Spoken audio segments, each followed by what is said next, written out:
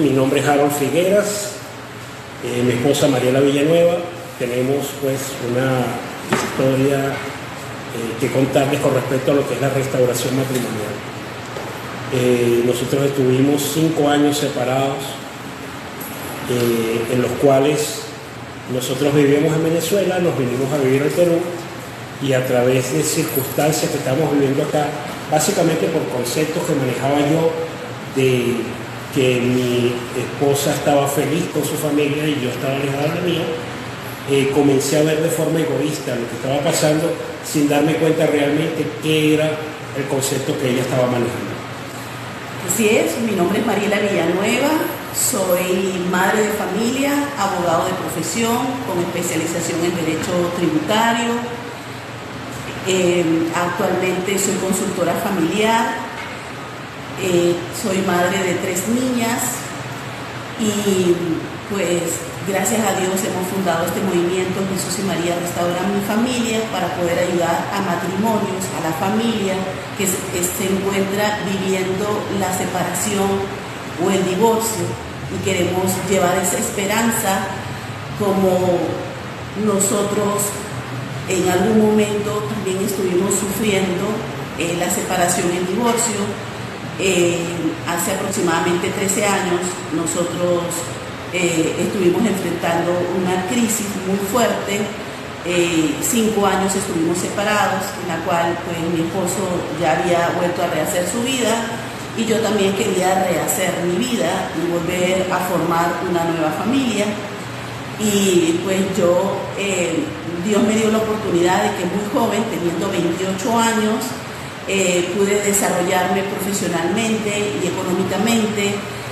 Siendo muy joven, tuve la oportunidad de llevar una consultoría jurídica, teniendo un pool de abogados a mi mando, y estaba muy contenta, pues me había casado. Esperaba mucho de mi esposo, ¿no? Pensaba que el matrimonio era recibir, que él me diera lo que yo quería, y no entendía lo que realmente era un matrimonio, a pesar de que venía de una familia católica practicante. Cuando ya teníamos 1 año y medio de casados, salgo embarazada de mi primera niña, un embarazo que no me daban esperanzas de llevarlo a femitérmino. Tenía mucho sangrado y bendito Dios que me aferré a la vida de mi bebé. Estuve mucho tiempo en cama, en reposo, los 3 primeros meses, y una vez que paso esos 3 meses que termine el sangrado, a pesar de que los doctores me habían dicho que mi embarazo no se iba a dar, bendito Dios, después de los 3 meses mi embarazo continuó.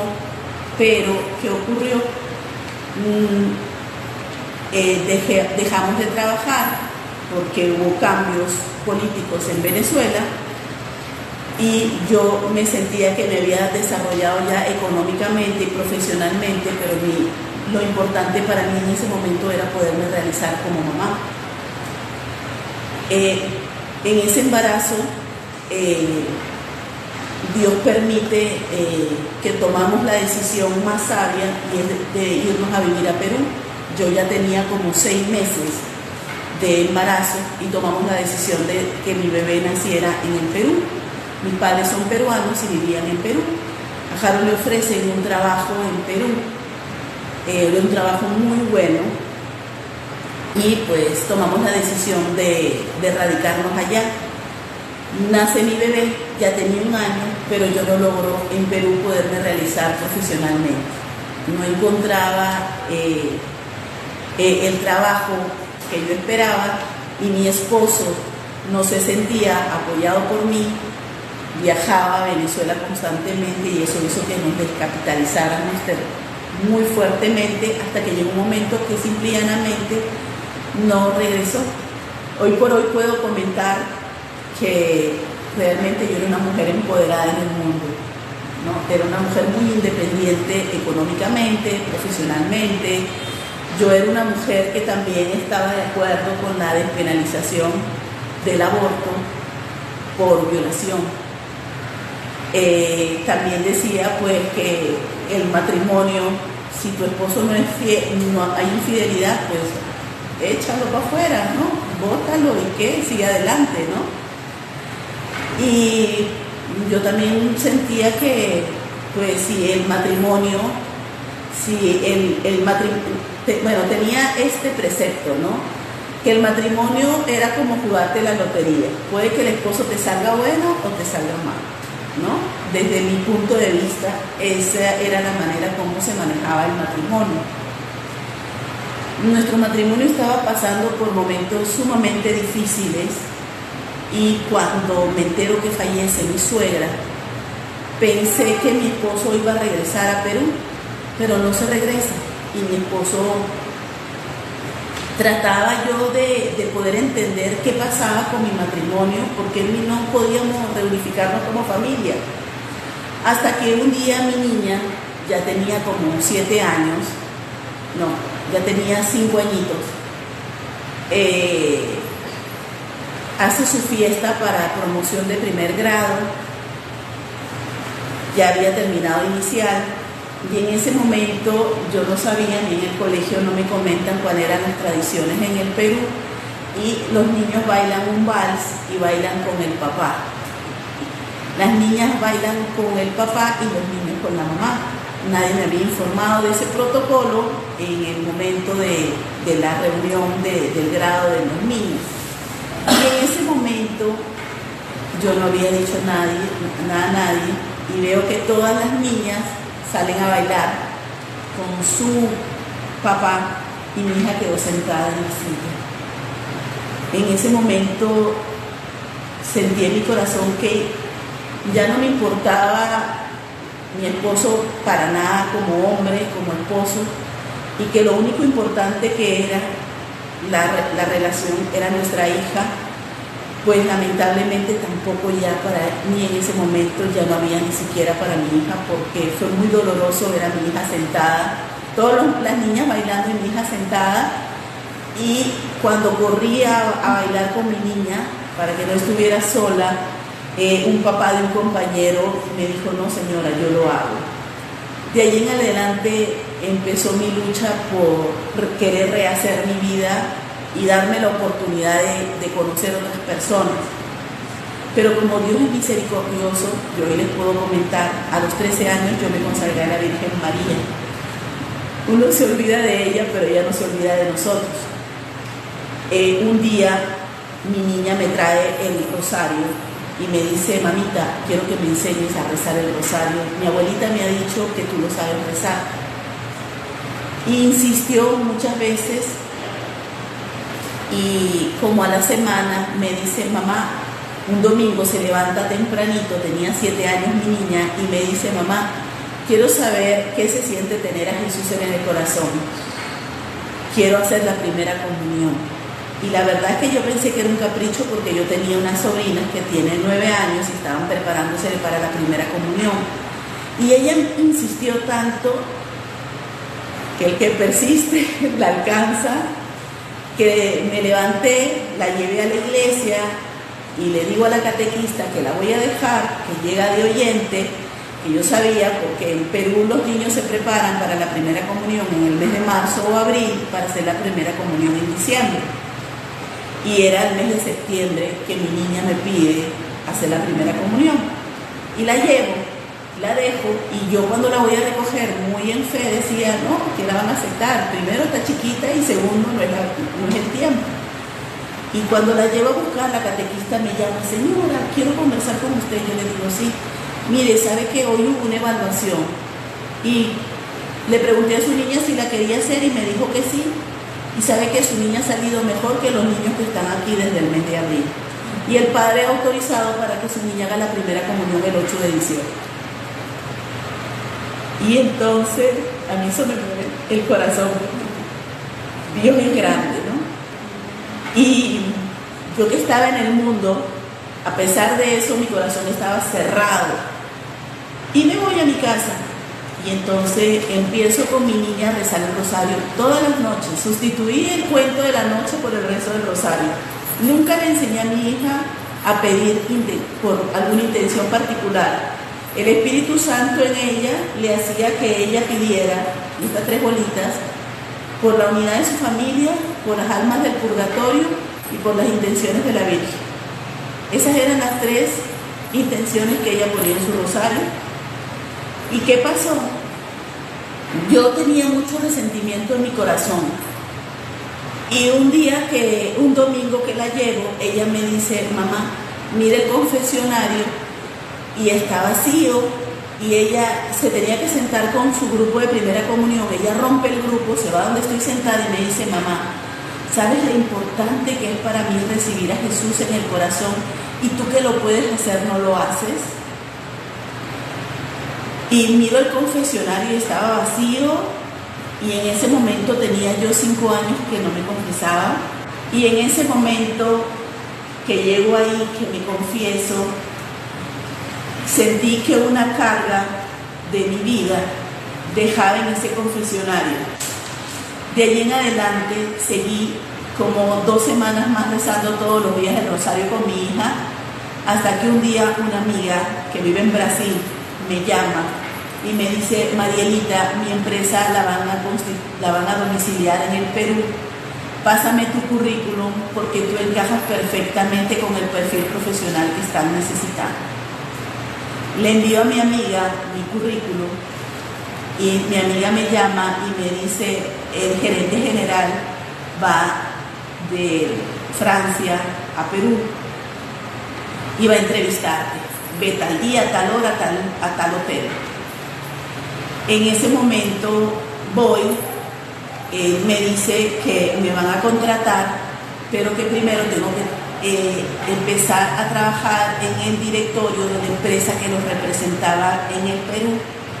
Y el directorio quedaba casi al frente de una iglesia.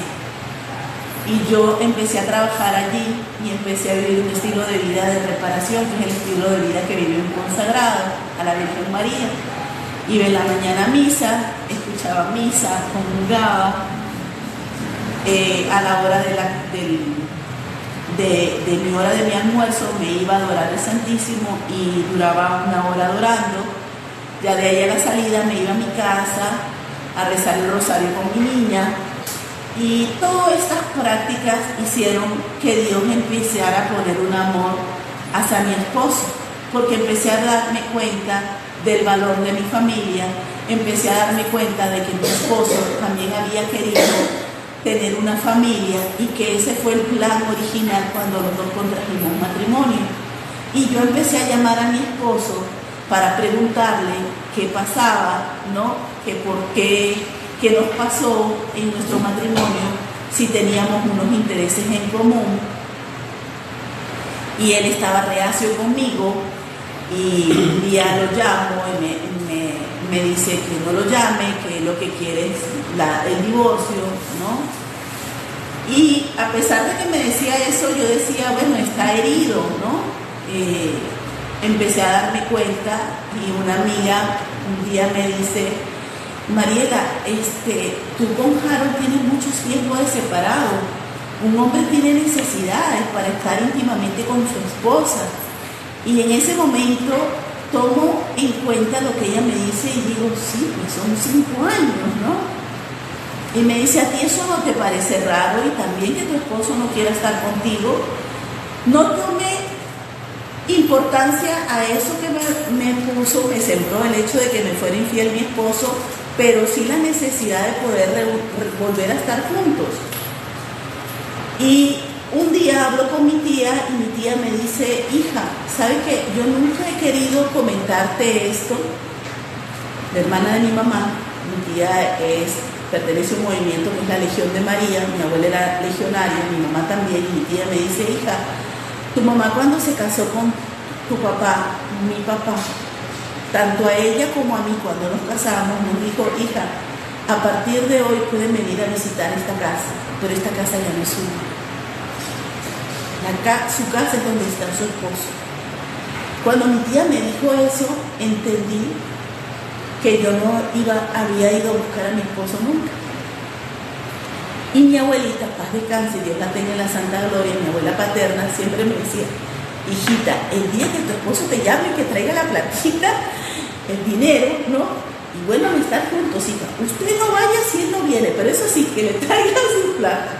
¿Por qué? Porque en los tiempos que Harold estuvo separado conmigo, nunca me mandó para la manutención de mi niña. Nunca se lo conté a mi abuelita, pero mi abuelita pensaba así. Y todo esto hizo que yo quisiera nuevamente en oración, en esta reconciliación que tuve con el Señor, apostar por la familia.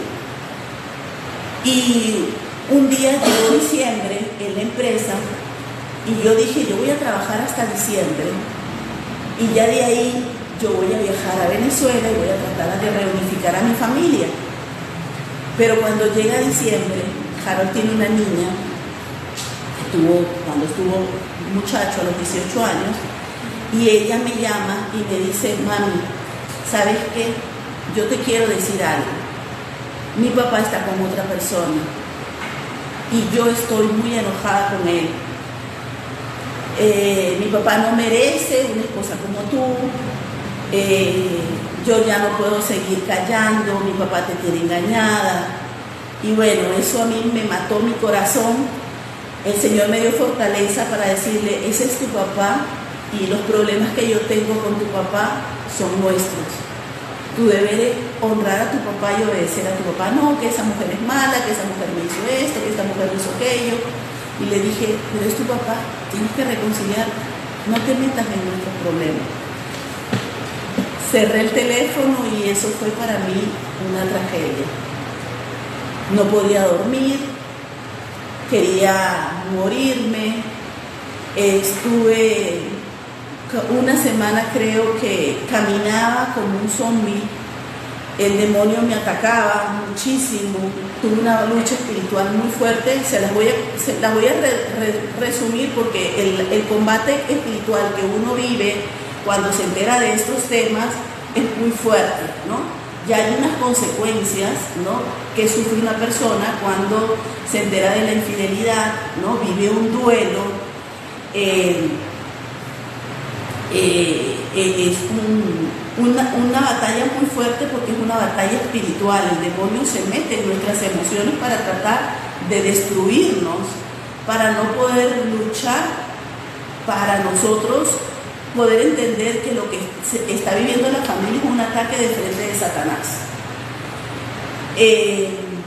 Yo empecé a buscar ayuda, ¿no?, en movimientos eclesiales, pero me decían, si no están los dos esposos no se puede hacer nada. Me fui a confesar y en confesión los padres me decían, sin la voluntad de su esposo no se puede hacer nada. Pero más que ayudarme por hacer entender a mi esposo el hecho de reunificarnos, era lo que yo vivía espiritualmente, que era no poder dormir, que el demonio traía a mi mente, eres una tonta, una estúpida, se burló de ti. En este momento yo tenía muchos momentos en que no podía dormir porque yo era una mujer que siempre decía, yo perdono todo menos una infidelidad.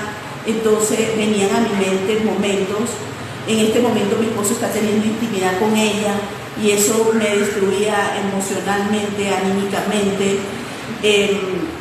Un día salí con mi mamá y traté de tirarme de un bus. No quise que un carro me atropellara.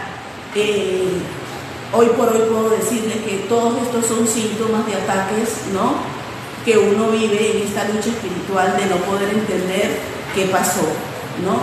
¿Qué pasó? Porque uno trata de buscar respuestas humanas a la crisis que uno vive. Pero hoy les puedo decir, gracias a este testimonio, que respuestas humanas no las hay. Esto es un combate espiritual y el único que nos puede guiar es Jesús sacramentado. Postrarnos ante Jesús sacramentado y decirle, Señor, no sé lo que ocurre, aquí te entrego, Señor, mi familia, me entrego totalmente a ti, haz de mí lo que tú quieres. No tuve ningún apoyo, pedí a muchos movimientos, intercesión, me fui a la computadora, empecé a pedir apoyo, hasta que un chico, justo aquí, ahora que estoy en Colombia, un chico colombiano, me manda un mensaje, me dice que no estoy loca y me dice, lucha por salvar tu familia. Y me dice, todo lo que estaba haciendo, las prácticas espirituales, y me dice, aférrate a la palabra de Dios, y me dice, cuando quieras conversamos. Yo también estoy enfrentando lo mismo y tengo mucho más tiempo que tú. Y en ese momento empecé una lucha, ¿no?, usando la palabra de Dios, y en el momento que le digo, Señor, no entiendo lo que vivo, abro la palabra de Dios invocando al Espíritu Santo y me sale Hechos 16:31. Cree en el Señor tu Dios y se salvará tú y tu familia. Y me aferré a esa promesa de Dios, a creer, porque los milagros no existen, y eso se lo digo a todos mis hermanos en mi movimiento. Los milagros no tienen explicación, simple y llanamente sucede. Dios me regaló 2 milagros en la lucha de mi restauración de mi matrimonio. Me permitió un día encontrar a un padre en el Perú. Me dijeron, yo buscaba un sacerdote que pudiera guiarme en este proceso. No tuve dirección espiritual y yo decía, Señor, ¿cómo emprendo un proceso sin tener una orientación espiritual? Como les comentaba, mis padres eran católicos practicantes, y yo de adolescente y de niña vivido rodeada de sacerdotes y de religiosos, porque mis padres fueron sui juris, fueron misioneros de una comunidad religiosa. Mi papá fue el administrador de una comunidad religiosa. Entonces yo sabía que para uno santificarse tenía que tener un director espiritual, y yo decía, pero ¿cómo lo hago? Entonces traté de buscar un sacerdote que me guiara. Este padre no me guió, pero el día que yo llego a la misa, o era una misa de sanación de la renovación carismática, el padre comentó en la homilía que él estaba en la parroquia, había la necesidad de crear la pastoral familiar, y había un matrimonio que él siempre veía que iba a misa, y siempre los veía muy dispuestos y muy colaboradores. Y el padre le dijo al sacristán, cuando termine la misa, llámame a este matrimonio que quiero conversar con ellos para que me apoyen en la pastoral familiar.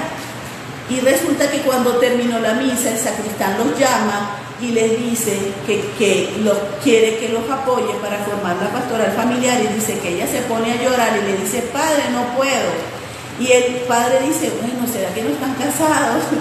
Y bueno, yo les voy a decir que eso no es problema, porque se puede regularizar su situación. Y ella le dice, padre, no podemos, porque yo estoy casada con otra persona y él también está casado con otra persona, y hoy hemos tomado la decisión de yo regresar con mi esposo y él regresar con su esposa. Ese testimonio a mí me marcó muchísimo, y traté de buscar a este padre y nunca pude tener una audiencia con él, o de que creyera o de apoyarme en lo que yo estaba viviendo. Me fui a otra misa con él mismo, y el día que yo voy a la misa veo a un matrimonio que está renovando sus votos esponsales, y en ese momento el Señor me permitió entender, el Espíritu Santo, que es el santificador, el que me fue mi director espiritual, el que me fue guiando en mi proceso mientras no encontraba a nadie, la importancia de la promesa esponsal. En el momento que nosotros contraemos matrimonio y nos ponemos la alianza, Jesús también se pone una alianza. Y la alianza de mi sacramento no era solamente para mi esposo, era Jesús. Y entendí que el sacramento, solamente la muerte nos puede separar. Y entendí la importancia de que si Él no quería, yo podía hacerlo. ¿Por qué? Porque Él estaba en pecado. Y estaba en una enfermedad espiritual. Y que si yo no oraba por Él, ¿quién lo salvaba? Que yo también iba a tener que rendirle cuentas a Dios. Pero durante este proceso, también Dios me permitió, porque cuando yo lo llamaba, yo sentía un odio muy grande hacia mí, y por lo general en las llamadas él estaba con la otra persona, y yo sentía como la otra persona se burlaba de mí. Y yo humanamente no lo podía soportar y me iba al sagrario y le decía: Señor, mírame a mí, mira pobrecita, mira cómo se burla, mira lo que están haciendo, ya no soporto más. Y un día, cuando estoy en el sagrario y levanto mi mirada, veo a Jesús crucificado, llagado, sangrando, y me dice: mírame a mí. Y en ese momento, cuando el Señor me dice: mírame a mí, veo el sufrimiento de Jesús, de mis pecados, desde el momento que yo empecé a pecar. Tuve una iluminación de conciencia y empecé a ver una película de lo que había sido mi pecado, mi vida, y en ese momento Dios permitió ver que Él no mira nuestros pecados. Él espera que nosotros nos reconciliemos con Él, y que esa manera de Él mirar, que Él nos tiene, que Él no me condenó por mis pecados, y se los estoy resumiendo porque esta parte es muy larga, este momento de este iluminar de mi conciencia es muy largo. En ese momento yo pude ver el infinito amor que Dios nos tiene, y lo que dice primera carta de Corintios 13, que el amor nunca acaba. Y el amor nunca acaba porque es el amor que Jesús tuvo con nosotros en la cruz. Cuando a Jesús le perforan con la lanza y en el costado brota sangre y agua, esa es la última gota de sangre que Dios derramó por amor a nosotros. Y ese amor tan grande que nos tiene es el amor que nosotros como hijos de Dios estamos llamados a donarnos. Nosotros como hijos de Dios estamos llamados a imitar el amor de Cristo, pero no solamente es el amor que nosotros vemos en su palabra, ¿no? Cuando leemos la palabra de Dios, sino es el momento de su pasión dolorosa. Ese es el momento que Dios nos llama a poder imitar.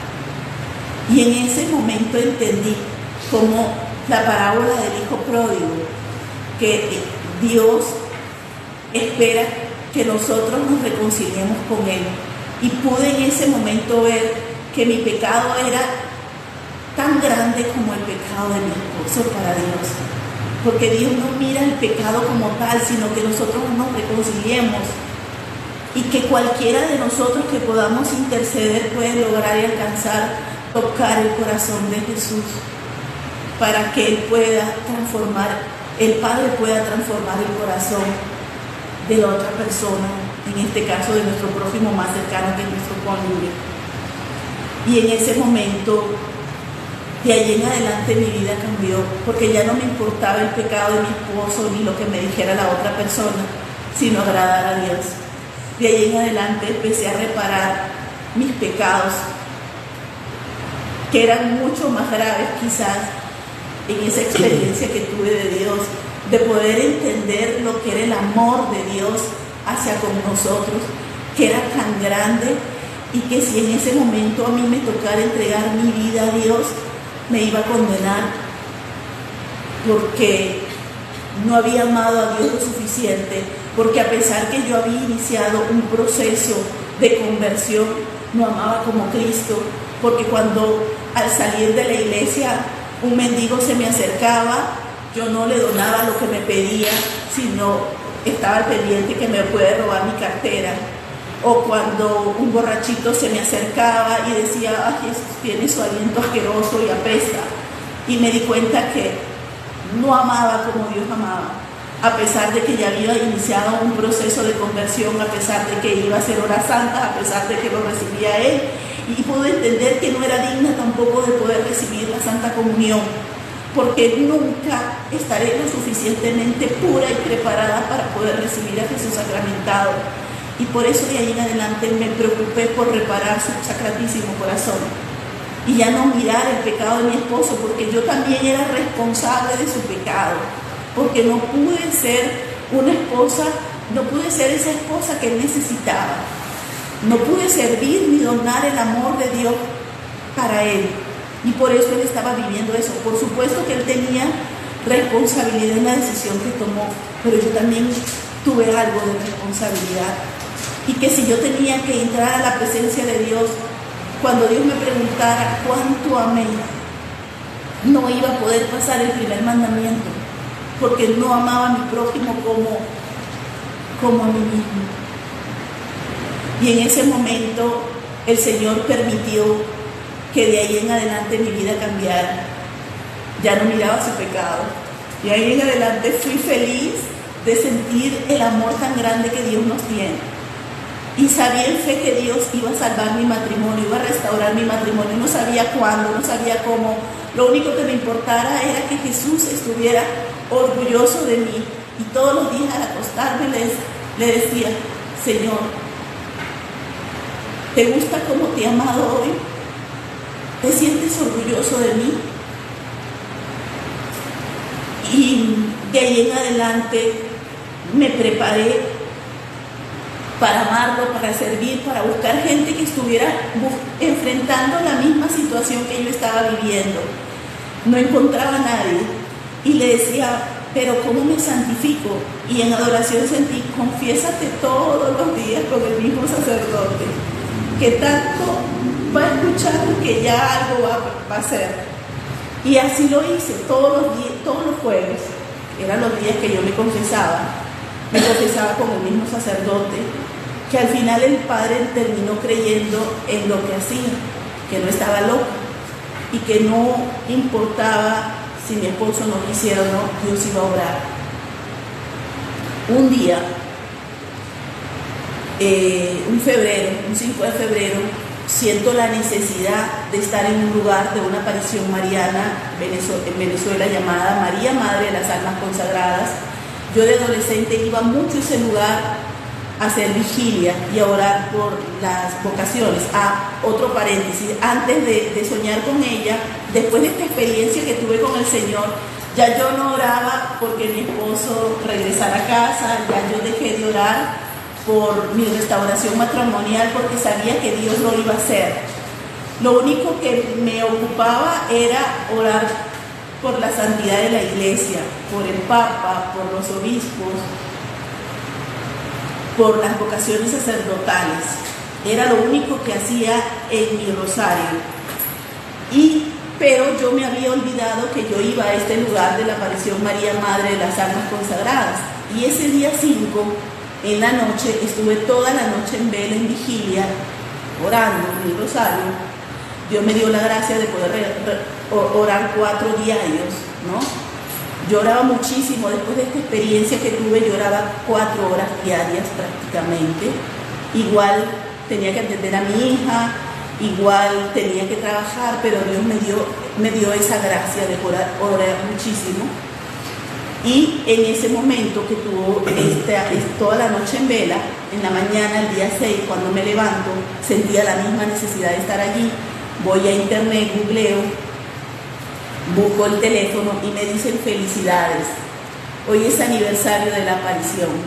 Y me puse a llorar y le digo a la madre superiora, que yo me había olvidado todo este tiempo de Nuestra Señora y que yo iba mucho a ese lugar a hacer adoración, y ella adoración y oración, ella me dijo: es que tu matrimonio es consagrado y ya la Virgen te hizo un milagro. Ven a Venezuela y enfrenta tu realidad. Ven, busca a tu esposo. Pero mi esposo me estaba pidiendo el divorcio y yo, por obediencia a ella, viajo a Venezuela. Mi testimonio es muy largo, pero lo que les quiero comentar es que yo les había dicho que yo iba a trabajar hasta el mes de enero, pero en diciembre, cuando llega el mes de diciembre, me felicitan por mi desempeño profesional, me dicen que me van a duplicar mi sueldo, me dan mi sueldo de ese día con gratificación y todo lo demás. Y yo decía: Señor, yo no entiendo. Echo el dinero en mi cartera porque me dan unos sobres, y era 24 de diciembre, 12 del mediodía, y yo llego no le había comprado el niño Jesús a mi bebé, y llego al supermercado y digo: con lo que tengo en mi cartera puedo comprar el regalo más soñado. Y llego y empiezo a caminarme los pasillos, y en ese momento me recuerdo que el regalo más esperado de mi hija era ver su familia reunida, y que ese regalo nunca lo iba a poder comprar con nada. Y entonces, así me dijeran loca, me arrodillé en uno de los pasillos del supermercado del área de juguetes y me puse a llorar. Salí corriendo de ahí, me fui al Santísimo y le dije, yo no puedo comprar ese regalo, el único que lo puede comprar eres tú. Y me quedé ahí con el Señor y acepté la propuesta de viajar en oración. Pero ¿qué pasó? Mi jefe, el encargado del área, yo firmo el contrato para quedarme allí, pero ¿qué pasa? Al firmar mi contrato ya paso a ser un empleado de la empresa y ya no puedo tomar vacaciones. ¿Y qué ocurre? Después de esto, que llego a mi oficina, el socio encargado del área administrativa me dice, se olvida la llave y llega a mi escritorio, yo le abro la puerta, ¿no? Yo le abro la puerta porque se había olvidado las llaves y en el momento que él entra, llega a su oficina y después regresa a mi escritorio y me dice, ¿cuándo entraste a trabajar tú aquí? Y yo le digo, en abril. Y él me dice, estamos hablando del mes de enero, del mes de febrero, perdón, y él me dice, toma tus vacaciones. Eso es un milagro, ¿no? Eso es un milagro. Y entonces mi compañera de trabajo, que ya tenía tiempo trabajando allí, me dice, te he dicho que tomes vacaciones, no tienes un año, ¿no? Van a pagártelas, ¿no? Entonces, sí, me dijo que a conversar contigo a ver quién de las dos toma primero las vacaciones. Y ella me dijo, yo las tomo primero. ¿Ya? Llego a mi oficina, a mi escritorio, a mi oficina, y en eso veo en la pantalla de mi monitor de mi computadora, oferta, Caracas, Venezuela, $299, el viaje. Y me acordé lo que me había dicho la Madre Clara, la Madre Superiora de la congregación, y me dijo, ven a Perú, ven a Venezuela, perdón, y enfrenta tu verdad. Oré y me fui y compré mi pasaje para ir a Venezuela. Yo un día, en vísperas ya de tomar mis vacaciones, yo todos los días a las 3 de la tarde me encerraba en el baño de mi oficina a orar y meditar la divina misericordia. Y un día le digo al Señor, Señor, la pregunta que le hacía en las noches, ¿estás orgulloso de mí? Son 5 años sin ver a mi esposo. ¿Qué le voy a decir? ¿Cómo voy a actuar? Si tengo miedo que mi pecado me gane y ser la mujer que fui anteriormente, una mujer altiva, una mujer soberbia. Y en ese momento el Señor me regala una visión donde yo lo veo a él extendido con sus brazos abiertos, con una túnica blanca, y me dice, trátalo como yo te he tratado. Y en ese momento entendí todo ese idilio que yo estaba viviendo con el Señor. Cuando llegó el día del viaje a Venezuela,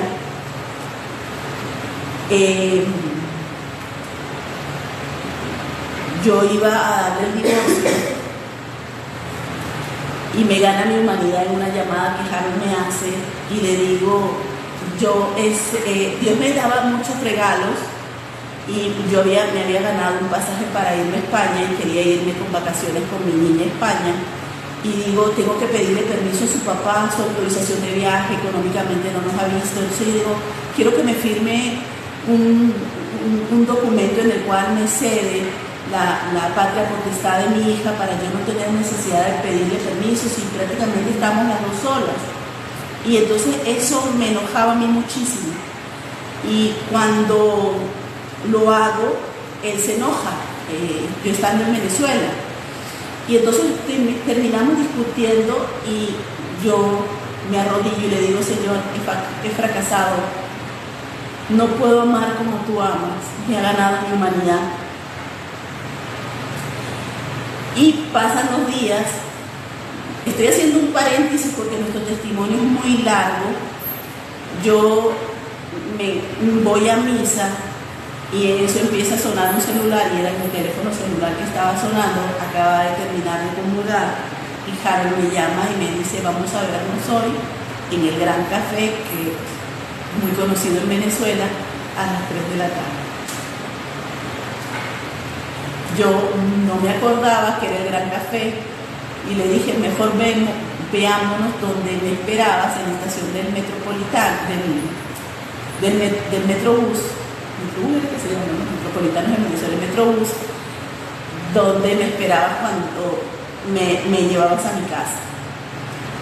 Y pues yo me encontré con una amiga de mi mamá que pertenecía al Ministerio de Liberación, el grupo parroquial donde mi mamá servía, y me distrajo porque tenía un problema en el matrimonio y yo le estaba contando, ¿no?, de todos los pasos y todo lo demás, y me demoré y no llegué exactamente a las 3.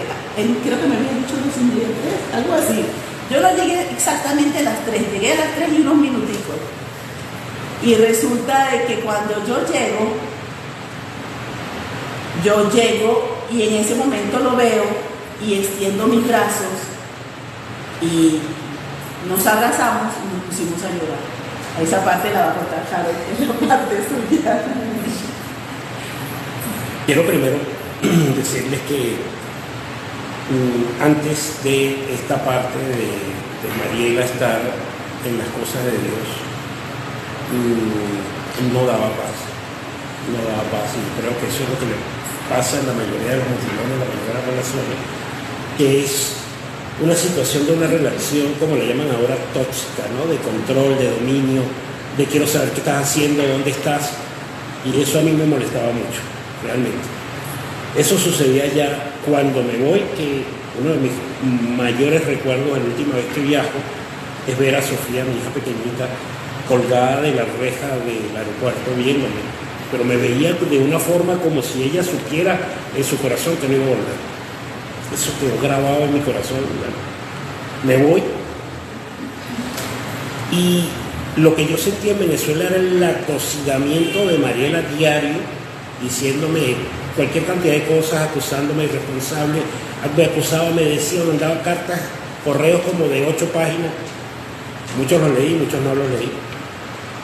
Pero eso era lo que sentía yo. Y yo estaba en Venezuela también, tratando de hacer algunos negocios, porque yo ahí creía en que el que solucionaba todo, pues era el don dinero. Y estaba buscando la forma de solventarme de esa forma. Y Mariela estaba con la insistencia, y eso endurecía más, cada vez más mi corazón. Sinceramente yo no quería saber nada de Mariela, no quería saber nada de la historia de Perú, y lamentablemente incluía a mi hija en eso. Yo no quería saber nada de esa historia, y ella insistía, y yo me metía más y más en mi negocio. Llegó el punto en que Mariela ya deja de insistirme, se desaparece, no llegan cartas, los correos llegaban diario, los emails, y yo sentía como paz. Se fue el monstruo, ya no tengo el monstruo montado encima, decía yo. Entonces, realmente estaba concentrado en lo que estaba tratando de hacer. Y resulta de que al tiempo me vuelve a llamar, nos volvemos a contactar. Y a mí, cínicamente, se me ocurre preguntarle si ya no me extrañaba. Cínicamente, sinceramente, fue un acto cínico. Y ella me dijo que no, porque yo tenía quien la amara. A pesar de que yo estaba actuando de forma muy, muy mala, eso me hirió más todavía. Porque, ¿qué pasó? Pasó el proceso de la enfermedad de mi mamá, la muerte de mi papá, la muerte de mi mamá. Yo estaba con mi corazón endurecido, porque aparte de eso, yo no solamente estaba siendo infiel en materia física a Mariela, sino que le estaba siendo infiel a Dios. Porque yo estaba practicando santería y palería. ¿Saben lo que es eso? Rituales yoruba, africanos, con muertos, con huesos de muertos, y este tipo de cosas. Todo queriendo que saliera el negocio que yo quería hacer. Estaba embutido en eso. Lo menos que yo andaba buscando realmente era la preocupación de ser infiel a Mariela. Pero mi corazón estaba muy endurecido. Cuando ella me dice de que ella estaba siendo feliz con otro, evidentemente yo no lo entendí. yo entendí que estaba con otro hombre. Y con el tiempito, pero muy corto, me lo dijo que estaba orando por mí, con Jesús y eso, y entendí que era Jesús. Pues más rabia le agarré a Dios. Más rabia le agarré a Dios realmente. Él tenía el corazón envenenado, o sea, no podía ser de otra forma. Y comenzó una lucha conmigo y con ella de otro nivel. Y ya ahí es donde yo comienzo a meterme a vivir con esta señora. Ahí no había absolutamente nada, lo que debo decir. Mi relación con ella era porque también estaba metida en las cosas estas religiosas en las cuales estaba metido, y ahí había un entendimiento más que de cualquier otro tipo en eso, pero estaba viviendo con ella. Cuando Mariela viene y me dice que se va a Venezuela a darme el divorcio, yo primero lo vi como una solución, hasta que supe que llegaba ese día. ¿Qué día llegaba? Cuando tuvo fecha, ahí me moría del miedo. Y me fui a viajar por Venezuela, por los estados. Y mi hermano me llamó y me dijo que ya Mariela estaba porque no volvía para hablar con ella. Tomé fuerza, ahí la llamé, le pregunté, le dije eso lo de las 3 de la tarde, que ni idea qué sucedía a las 3 de la tarde, y la llamo justo al sitio donde nos veíamos cuando estábamos enamorados. Aprovechado. Y estando ahí, yo les voy a ser sincero, yo hice una lista de todo lo que yo consideraba que me había hecho a mi Mariela. De que no había estado acompañándome en la muerte de mi papá, la muerte de mi mamá, que me sentía solo, que me sentía... Yo tenía 500 excusas. Yo era la víctima, todo esto yo era la víctima. Y tenía una lista, y yo veía la senté a las 3 y yo me fui a las 2:30. Y yo veía mi lista cada 5 minutos, envenenándome más el corazón. Y la volví a ver, cada vez que la veía me molestaba más. 10 para las 3, ya debe venir por ahí, ya me he hecho una última revisada. Las 3, no llegó. 3 y 5 no venía. Y ahí me molestaba más. O sea, ¿qué es esto? ¿Estás jugando conmigo? ¿Qué está pasando? 3 y 10 y nada. Y los minutos se me hacían eternos. Y a las 3 y cuarto llega. Y evidentemente a las 3 y cuarto, aparte de estarme envenenando el alma con todo lo que quería decirle, también haberme hecho esperar, pues ya era una falta de respeto. Y yo estaba con todas las armas afuera esperando que ella llegara. Resulta que cuando ella llegó, he ahí el punto donde les preguntaba cuántas personas se necesita para pelear. 2. Y ella no estaba dispuesta para pelear. Yo con todas las armas afuera, y ella lo que hizo fue tirarme los brazos para abrazarme. Ella me estaba ofreciendo algo que yo necesitaba desde hace mucho tiempo, que era amor, era esa acción tan necesaria que tenemos todos de ser amados, de sentirse acogidos. Y yo realmente fui, nos abrazamos, nos pusimos a llorar, le pregunté por Sofía y nos fuimos a hablar. De ahí en adelante comenzaba a irla a buscar todos los días, durante un mes. Yo siempre decía que eran 15 días, pero fue un mes. La buscaba en la mañana en casa de una señora amiga de ella, la dejaba en la tarde y yo me iba a casa de la otra señora. Todos los días. Y una noche, yo me pongo a pensar y digo, ¿qué estoy haciendo? O sea, realmente, ¿qué locura es esta? Ahí está mi esposa y yo estoy acá con esta señora, que no siento nada, que realmente...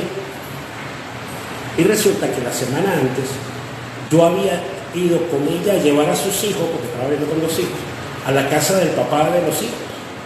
Y yo vi que la relación de ellos era buena. Le dije, ¿por qué tú no arreglas tus cosas sin saber nada de esto que estamos haciendo ahora? ¿Por qué tú no arreglas las cosas con el papá de tus hijos?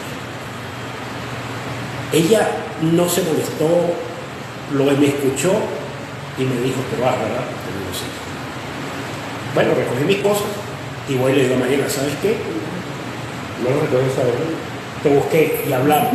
Le dije a ella, te estoy tratando como si fueras mi amante y tú eres mi esposa.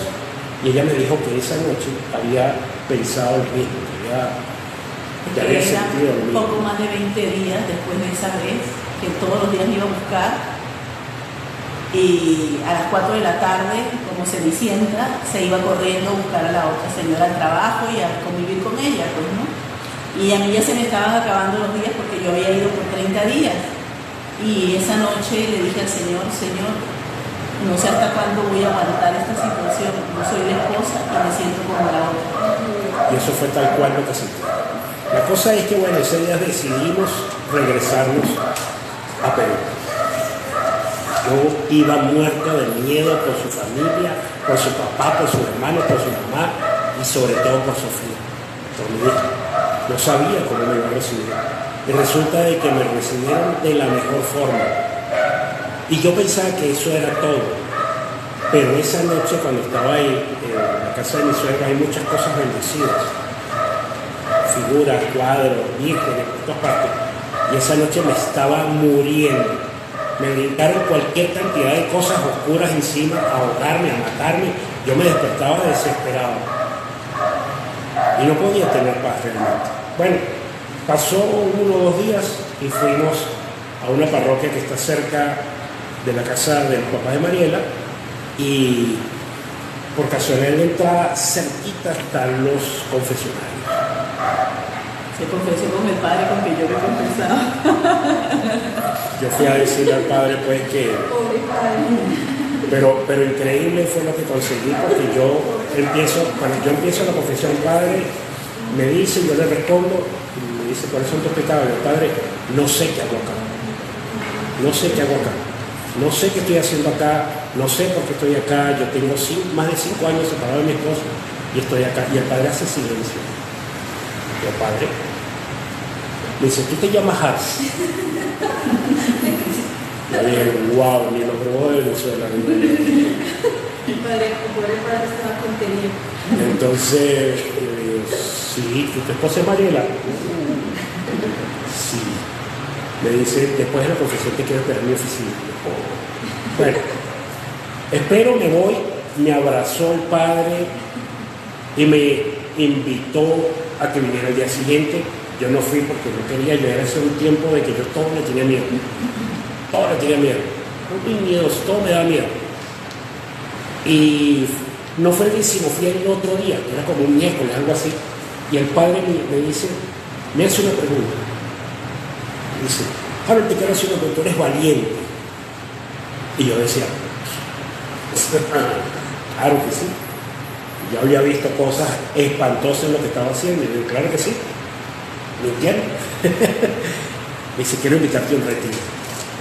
¿Es un retiro qué es eso? Un retiro es un sitio donde van gente. A mí, sí va, está bien. Total, yo me quiero salir de esa casa. Y voy el viernes.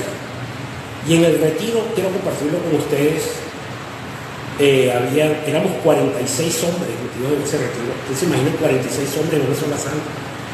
Y había una cortina, un espacio como este, y una mesa como esta. Y de repente abrí la cortina después de los temas y los 45 hombres se ponían ahí a llorar frente al Santísimo que estaba puesto acá. Acá estaba una custodia con el Santísimo. Y todos se paraban y yo me quedaba sentado en la silla y me venía corriendo así por aquí escondido y me paraba para acá.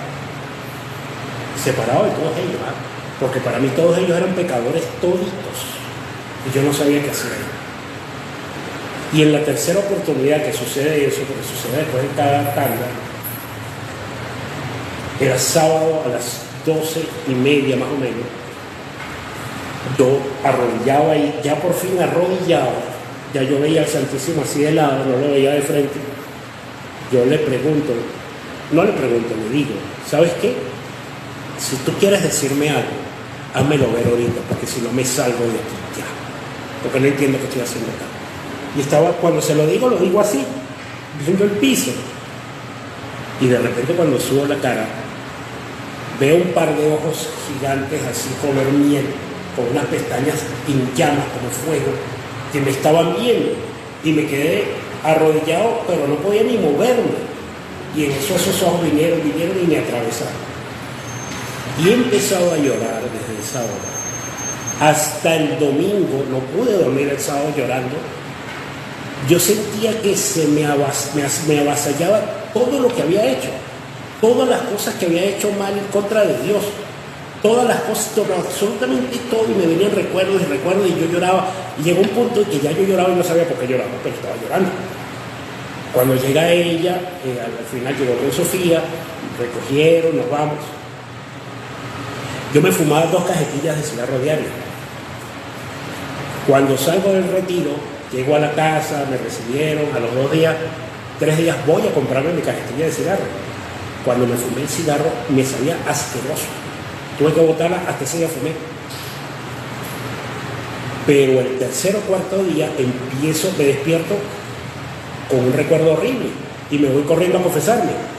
Y de ahí en adelante tenía que ir diariamente a confesarme porque todos los días me venía una culpa. Y empecé a ir y a ir y a ir. Duré como 2 semanas confesándome. Ya tenía aburrido al padre ya. Pero eran todos distintos, ni siquiera era el mismo pecado. Y empezó a confesarme. Me acuerdo que tiene una cadena que había sido consagrada con sangre. Me la quité y la metí en la pila bautismal porque me quemaba encima. Después me dije que cambiar en el agua por si acaso. La cosa es que cada paso que da Dios en nuestra vida lo va dando de forma, ahora entiende por qué nos trata de forma individual. Dios nos va tratando de forma individual, con un mismo fin para todo, pero nosotros nos resistimos a esa realidad. Sencillamente, Dios hace lo que permite que nosotros hagamos en nuestra vida. Y ahí la diferencia. Yo al final acepté que Dios actuara en mi vida. Y yo no sabía para qué. Y no sabía ni siquiera por qué. Porque tengo otra primicia. No lo conocía. Yo no sabía quién era Dios. Ni para qué, ni de qué servía en mi vida. Y poco a poco empezó a darme sed de conocer de Él, de Jesús. De conocer de la Biblia. Y ahí fue donde empezamos a decidir comenzar todo este camino. Porque entendimos que hay muchísima gente que necesita de Dios, necesitan saber, y Dios le dice, ven, y no saben cómo ir,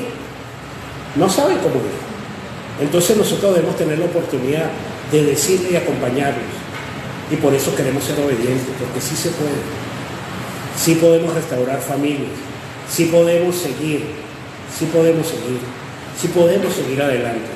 Necesitamos creer que Dios puede realmente, porque Él quiere y puede, pero tenemos que dar nosotros la oportunidad de que esto suceda. Ahí comenzó la misión Jesús y María Restaura mi familia, dando apoyo, llevando esperanza, sobre todo de acá, teniéndose de la palabra de Dios y convirtiéndonos en instrumento de Dios, que es lo más importante, para llevar esperanza. Esperanza, que es lo que todos necesitamos. Queremos saludar y dar gracias al Instituto de Laico, Familia y Vida también, que oren por nosotros también. Les pedimos que oren por nosotros para que esto llegue a más gente. Muchas gracias. Quiero hacer otro paréntesis. Mi matrimonio era nulo. ¿Ya? Por derecho canónico, nuestro matrimonio era nulo. Y me iba yo al tribunal eclesiástico y promovía mi nulidad matrimonial, hubiera salido, pero el Señor en mi corazón puso lucha por salvar tu matrimonio. Y eso es lo que nosotros aquí en Jesús y María Restaura mi familia enseñamos: luchar para encontrar la voluntad de Dios. Y no luchamos para que el esposo regrese. Luchamos primero para encontrar la voluntad de Dios y segundo para reparar por los pecados de nuestras familias. Luchamos por reparar las consecuencias de los errores que cometemos. La restauración del matrimonio es la añadidura de Dios, pero nosotros aquí luchamos es para hacer la voluntad de Dios. Hay muchos matrimonios que actualmente también mantienen una nulidad sin encontrar la voluntad de Dios y lamentablemente vuelven a fracasar. Tenemos muchos casos de ese tipo actualmente en nuestra misión.